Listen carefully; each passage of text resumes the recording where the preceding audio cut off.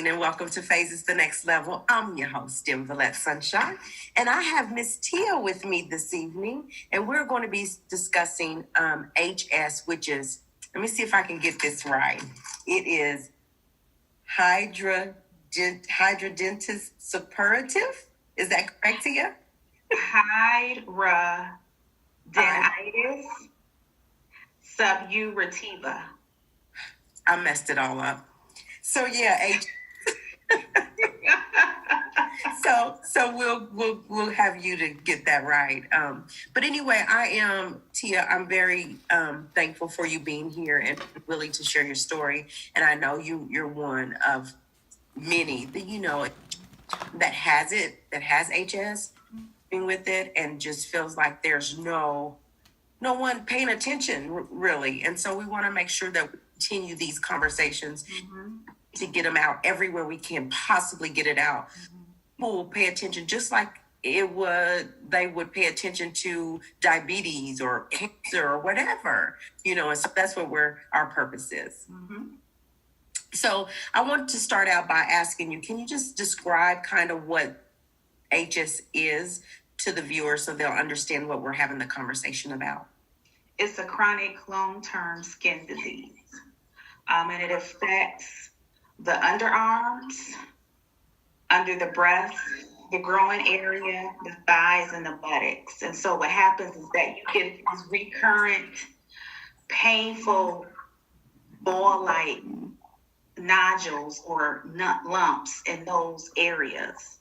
Okay. And what happens is that sometimes they bust open and you have like an odor, a foul odor that comes along with it. Sometimes because they form so many times, you start getting like a scarring in the area where it's like sinus tracts, where you can see the tracts where they keep forming, on the skin.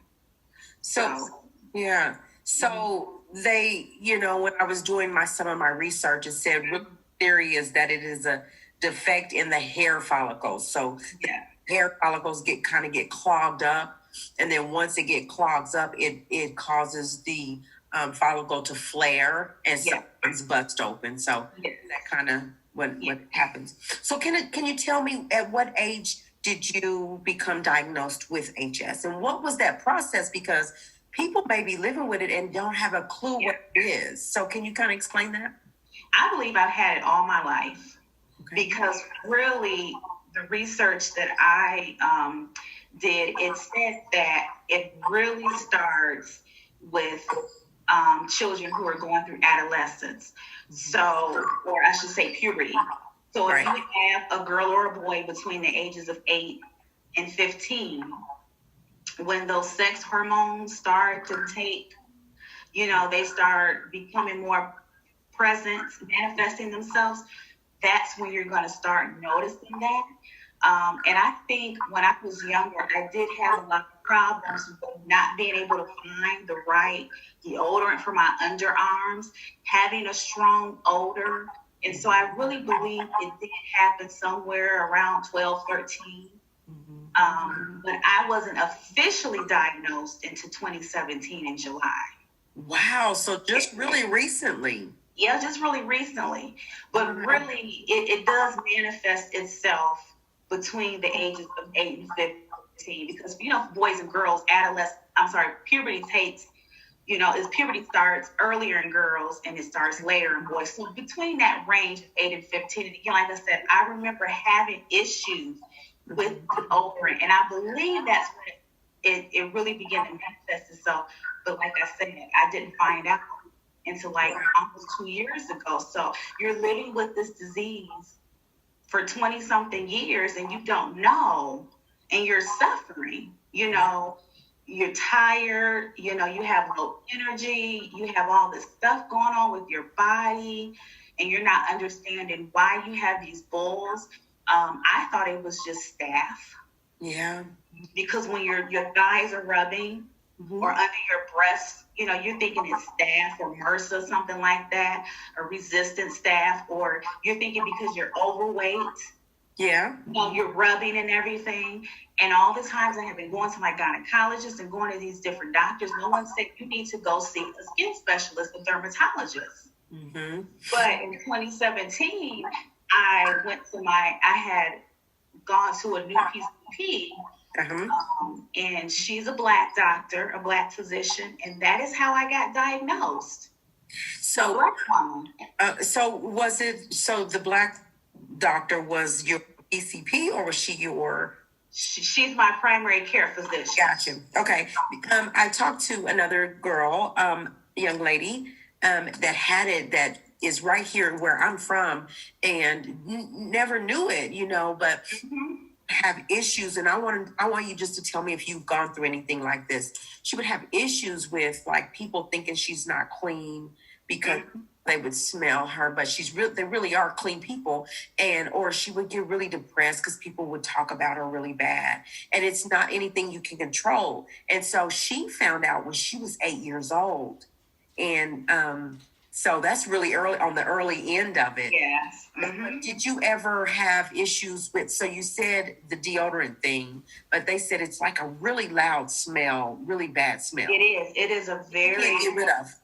It is a really, one of the foulest odors. Now, I haven't experienced that, but I talk to people on a daily basis on Twitter, and I've heard all kinds of stories where people have been told they're unclean, they're nasty, they're not taking care of themselves, they need to bathe themselves better, it's all kinds of things that they hear, and it has nothing to do with hygiene. Hygiene has nothing to do with this. You can be one of the cleanest people. This is a chronic, inflammatory disease, something that's happening inside of your body that has nothing to do with it. And I don't know if I told you about what really causes this whole process to happen is TNF, which is tumor necrosis factor. Okay, let's talk about that. But real quick, I want to ask you before you go into that. They also talked about, I had another, like, after I did that interview with the young lady, people started speaking up and saying that they have it. And one doctor actually told a 12-year-old, she was like, you have an STD. It has to be an STD because, what's going on because of her symptoms. And she was like, I'm 12 and I've never been active like that. Yeah. And so they gave her the test, and it was not that. It diagnosed at that time because the doctor didn't have a clue what it was until she went to a dermatologist later on and found out that you cannot even transmit it sexually. It's not a contagious disease. No, not by any means. And the thing is, when you go to a dermatologist, if you have the bumps present, like at one occasion I did have it, they'll take the fluid, out of the bump with a swab, and they'll send it off for a culture. And that is just so they can make sure there's no other kind of infection or disease going on. But by no means is that a sexually transmitted disease. Right. Yeah, she was just appalled by that step, that you would even say that about a 12-year-old that had never even been active. Right. Anyway, so moving on to what you were going to talk about, is it T? What is it? T and it's called TNF. That's is the acronym. Yes, it's called tumor necrosis factor. Okay. And that is what causes inflammation to start, stir up in our bodies. That's what starts inflammation. It's called tumor necrosis factor. Okay. And so Humira, one of the medications that helps people with HS, Humira is a TNF blocker. So what Humira does is that it blocks this TNF from coming into the body, so that you don't have all of this inflammation. Because again, like me and you had spoke about on the phone a couple of times, inflammation in the body is a problem when it's systemic like that. When it's going through your whole body, that inflammation is going through all your organs. And that's why we were saying that it's so imperative that people know about this, because it's affecting your whole body. Yeah, because anytime that you go to the doctor and they say, well, you have a little swelling or you have inflammation, and we really need to get this inflammation out, it's because you don't want to have that inflammation going all throughout your body, because it causes other issues and it breaks your immune system. Yeah. So that's interesting. So, what type of treatment is available other than the Humira? I know that, like they said, there's a surgery you can have. Yeah, I had the surgery. So what does that entail? So I had I'll just say HS. Right. I had to have the HS excised from both of my right and left thighs because it was just really, really bad. I mean, just years of all those bumps and the scarring and the tunnel, the sinus tracts and all that. So what the doctor did is that he just took all of that skin off. Like he just removed all of that skin off. Right. And then closed it back up. Right. And so now that surgery has about a good 70% success rate. So it doesn't take it totally away. It just gives you comfort. Am I saying that right? Well, when you have the surgeries, it's usually a 70% chance that it's going to be successful. On the flip side, maybe if you're in that 30%, it may not work for you. I haven't seen anything since October. Okay. So I'm hoping that, I'm in that 70%. Yeah, but as of right now, I have not seen anything else reoccur in that area. So it's gone. All I have now is the scar because, he did have to take all of that off and he had to close it back up with staples. So that's all I have now. I still have it under my underarms, the breast, and the buttocks.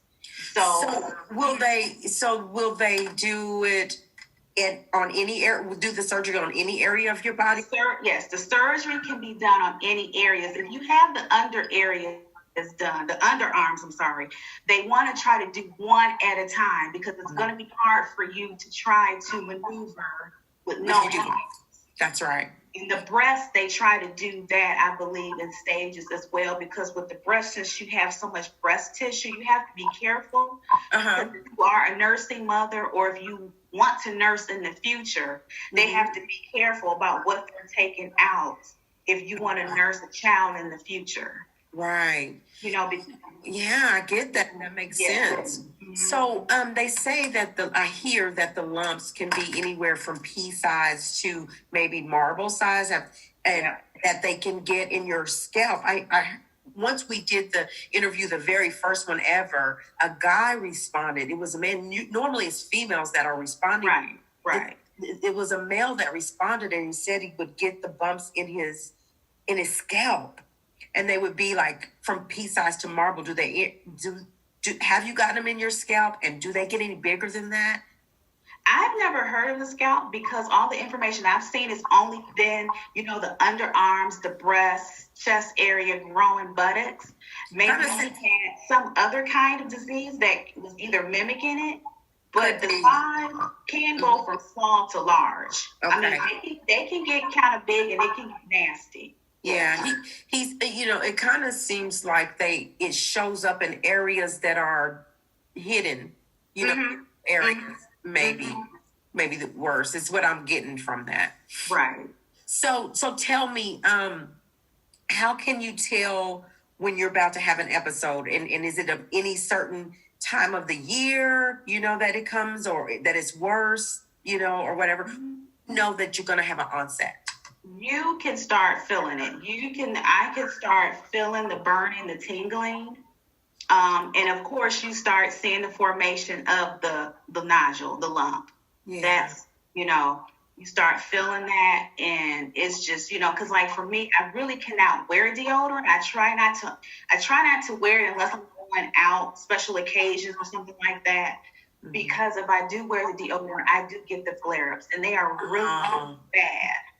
So it's any kind of deodorant? It's any kind of deodorant. I have tried men's shaving, after anything, just to try to keep the scent down. Right. But anything will make it burn. Anything will make it open back up. So you just have to kind of just only use the deodorant when it's necessary. Yeah. That down. Okay, so have you heard of a steroid shot that I was looking on Mayo Clinic site, Mm-hmm. kind of doing some research, and they talked about a steroid. Um, uh, um, so you would either get surgery or you could either get steroid shots. Have you heard of that? I think the steroid may be prednisone. Maybe I'm thinking they're talking about. I've never gotten prednisone. I've never tried the steroids because you have to be careful sometimes with the steroids because they can interact with your, other medications. Yeah. I know personally, I took the antibiotics like amoxicillin. I've taken, amoxicillin, doxycycline, clindamycin, which is a topical. Yes, it is. I've taken those. And let's see, they also have other topical medications that you can put on the body. Mm-hmm. But if you really have it bad, if your HS is between a 2 and a 3, really you are looking at Humira. So you're looking at Humira. I'm glad you said that because you're saying at a 2 or a 3. So there's different levels of this disease. Yeah. People are worse off than others. Yeah. There's the staging. There's actually 2 different staging methods, but the most common is the Hurley. It's Hurley that they really it's called Hurley. Okay. Hurley staging, and so there's a 1, a 2, and a 3. Humira is offered for people who are moderate to severe, which would be between a 2 and a 3. Stage 1 is very early on. It's just the onset, where you have the symptoms, but they're not as severe. Once you start getting into that 2 and 3, once you get into that area, a lot of those medications and stuff like that will not work because it progresses. Right. Nothing stops it. So you need the Humira or the surgery, right, to kind of help you, Gotcha. to manage and whatnot. Right. That makes sense. So tell me, is this a disease? Is this illness? Is it genetic based? Is it like, did you inherit? Do you think it happened in your family somewhere down the line? Or I was looking to talk about that. There's actually some information that I posted on my Twitter account, and there is some research saying that there is 3 genes that are associated with this. It perhaps is a genetic mutation. Mm-hmm. So it's something that you have inherited from somewhere in your family. And I know that I have people on my mother's side, my father's side of family who have the same symptoms. So for me personally, I believe it's genetic. Now, there's some other individuals where there's no one in the family that has it, and it just pops up out of nowhere. But, so I think that's Mila. Like, Mila about it. And she's just like, no one that we know, has it. Yeah. Okay. So there is, so we're going to be doing some HS awareness. Right. Them to be able to come to your Twitter page, and how do they find information that you're posting? How do they, to keep them updated, because literally people can be living with this and it could be mild case or it could be severe and not know that this is it. You post a lot of stuff about HS to keep people aware. Give me your Twitter account and wherever else they can find information that you post. I'll give you my Facebook. And that's Tia Marie Ivy. And what I've been doing, because my profile is really a closed profile. Oh, but gotcha. what I've been doing is that I've been making posts regarding HS public for everyone to see. Mm-hmm. Oh, that's good. I'm going to start updating some more about the genetic mutations and some more stuff. I'm going to start putting that out there because people the one thing that I have noticed is that people are very, very upset because it is very underappreciated. A lot of people are very, very upset because the disease has been around since the early to mid 1800s. So that's almost 200 years ago that this disease has been out here. Yeah. And something that's been around that long, we should be a little bit more further along. Right. And this is not just a Oh, just as something, it might irritate you every now and then. This is a serious Yes. disease. Yeah. For it to have gone this long, I'm telling you, I have never heard No. until the young lady came to me and asked me to tell her story. And I think that's horrible. Like, where's the ball being dropped? And so while we're talking about that, is this more common in Black people, or is it, it doesn't matter your culture? I'm just confused as why we're not hearing more about it. What I've seen is that Europeans, they are so much more advanced when it comes to the research. I mean, you'll see stuff from the CDC, and you'll see stuff from Mayo Clinic and Cleveland Clinic and different places around. And there are different centers and stuff like that up in Michigan and PA and whatnot. But it just seems like something is just missing. And I did put on my Facebook that this is Heart Health Month. People who have HS are at a higher risk for cardiovascular disease. This is good information. Yeah. So, you're at a higher risk for cardiovascular disease. That's something that needs to be talked about. And of course, Black women, I believe we're at a higher, yes. Right. For us, it's higher. Mm-hmm. But for some reason, it's underappreciated. The medical community, they're not stepping up. No one is saying, okay, this disease can lead to so many things like we spoke about before, cardiovascular disease. It can lead to a rare form of cancer. It can lead to all these different other diseases. It can lead to depression. That's a to so depressed that you want to kill yourself. It's seclusion. You don't want to be around. I mean, it's not just one thing or the other. It's a slew of things. This disease is causing individuals that needs to be talked about. And there's so many people that I'm meeting there are just so disgusted because they're like, I can't find support groups. What is going on? Some people said, well, no one cares about it because it's not a celebrity who's advocating. Not fair. It's just not out there. And a disease that coexists and can lead to other diseases definitely there needs to be more awareness.